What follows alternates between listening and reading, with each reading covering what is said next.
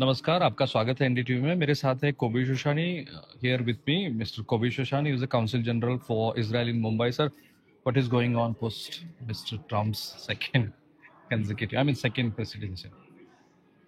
Thank you very much, Mr. Yeah. Kulkarni. Mm. And we're very happy that Trump is elected. I think that it's a great potential between, by the way, India, Israel, and of course, United States.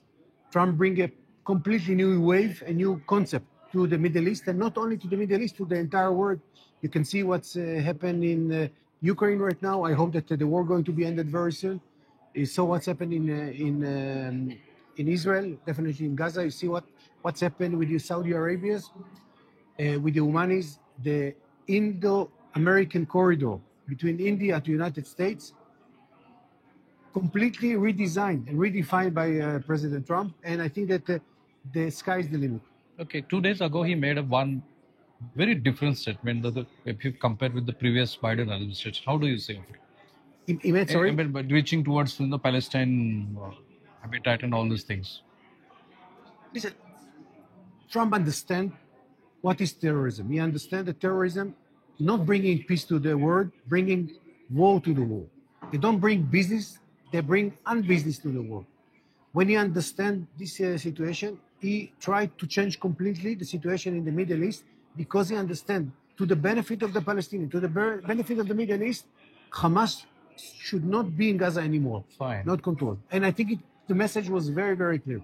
He made a statement that Hamas has to be finished completely, if I'm correct. Which I agree with him 100%, not only because of Israel, because of the Palestinian people. I think that Hamas is a burden to the peace in the Middle East. And I think most of the people understand it. Okay, let's come to the India. How do you see the relationship changing scenario since the Trump is there? The Ukraine war is supposed to be ended very soon. So how do you see the relationship change in India and Israel especially? Sorry to speak about history for a second. Okay. Since the special relation between India and Israel, it was started, in 1951. But we didn't have an embassy until 1992. And even in 1992, it was, like a cold relations. Although in the ground level, in the people, there is a love and respect between the nations.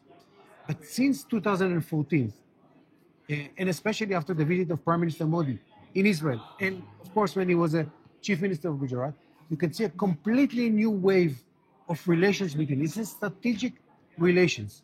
And I think that the Israelis and the Indians understand each other in a very, without even sometimes to speak, we understand each other, which sometimes I have to tell you in a very frank way, we don't understand the Europeans. With India, we have a lot of respect. A lot of Israelis love to come here and visit here very often.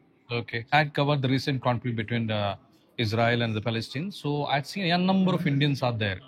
Do you see any prospect of those people who are watching you that Indians in a number especially can be increased there in terms of a mason worker and home care? First of all, I was surprised. I have to say that during the war and of course after, the number of Indian workers went to Israel was jumped up and up and up in unbelievable numbers, which I was surprised. People love Indian people. The only challenge that we don't have enough Indian restaurant in Israel, and we have to bring Indian food to Israel. Not in a fair price, by the way. One big restaurant is there, Indira, I think, if I'm correct. In Tel Aviv. Indira, and we have a Taj Lenzen as well, and we have Tandoori, very good restaurant. So you're saying numbers can grow? Numbers can go up to even, I don't want to exaggerate, around 100,000 people. 1 lakh of people, Indian, we need them. We want them. We saw the quality of the people and the love and the respect. And I'm not talking about tourists right now. Tourists can go up to 500,000. Okay. But you need a specialized types of skill, no?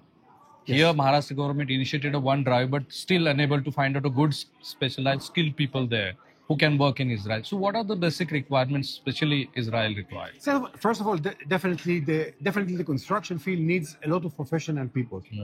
And Mr. Padeshi made it very, very clear. And the cooperation with them is completely full.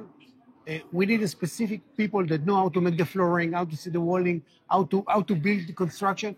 It's a skill. And we have to find out, locate the right people to bring them to Israel. By the way, they are rich, these people, because the salary in Israel is quite high, and they can bring a lot of money back home. Fine. So how do you see the AI is going to change everything? I mean, vis-a-vis the agriculture, because Israel is so high in terms of using AI technology. I have to tell you that along with me, there is an Israeli specialist that come to and going to be here in the panel. He's making AI and the food industry together. He's a scientist that bring AI into the agriculture. I think it's going to change completely. First of all, the speed of the process, Okay. and to make less cholesterol, less sugar, less salt through AI. It's amazing in my point of view. Okay. Is there any opportunity between Israel and Indian entrepreneurs for B2B business? All the time, every day, every moment. And I have to tell you, we are here in Pune. Recently, the growth of the relation and joint venture between Indian company and Israeli company, by the way, not selling, joint venture. It's Okay. unbelievable. Are you ready for technology transfer also? Because especially when you see the enhanced Israeli technology, people really consider whether Israel is ready to, transfer their technology also for the Indian entrepreneurs. I think let's go to the first question here. What is the relation between India and Israel? Correct. There is a trust, love, and appreciation between the two states, which means that the Israeli understand the power of India.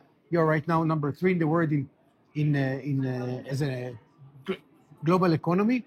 People understand the power of India, the importance of India, and the ability of India. Right. I've heard, I saw Mr. Kirloskar. He's the best pump in the world. Yes. What he made.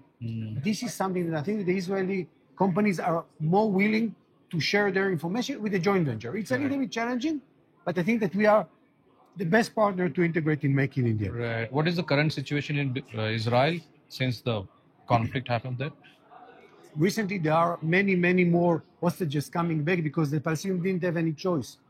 It's very calm in Israel. Now it's winter, yes, but I advise most of the tourists to come to Israel. It's very quiet, very warm. I was in Israel 2 weeks ago. Right. Really amazing. Even in the winter, it's really amazing. We are looking forward to a big boom that's going to come after the war. And the boom is going to be economic boom with innovation and a lot of collaboration with the countries like India. Right. And what is going to happen with Iran, especially their nuclear establishments? I tell you in a very open way. After the war, or because of the war, the whole complete Middle East completely changed. Okay. You see what's happening in Syria. You see what's happening in Lebanon. Hezbollah, which is a proxy of Lebanon, get a fatal blow. And you can see also what's happening in Yemen. We are strong. And when our enemies understand that we are strong, and yesterday, I don't know if you saw the photo, Israeli fighters flew over Lebanon, Beirut, in the ceremony for Nasrallah. That's a power. People understand that Israel today won the war, but would like to build up new relations with many, many countries in the Middle East. Okay, this is not a request from a reporter. This is a request from a tourist. There are so many security concern in Israel when you travel anywhere in the city of Israel. I know you're facing, so many enemies around you. So, is there any ease you're seeking for any tourist? None whatsoever. Okay. In Israel, it's a completely safe place.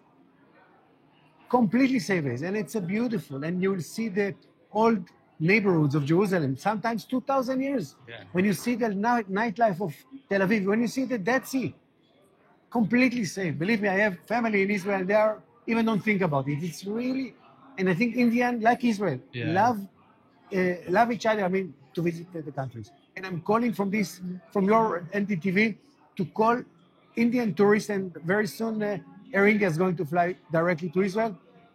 I call all these people who would like to find a new destination, come to Israel. Come to Israel is the most amazing land in the world. So thank you so much. And what's your take on two-nation theory? What's your take on two-nation theory? Since the Trump is there and he's been... I think it's not logic right now. Okay. I tell you frankly, no trust between the two nations. We have to build it from the beginning. But definitely, the complete Middle East is going to be changed. Thank you, sir. Thank you, sir. Thank You're you so so kind. much. Thank you so much. With camera person Niketan Mane, here Rahul Kulkarni for NDTV Pune. Yes. Bye. Bye.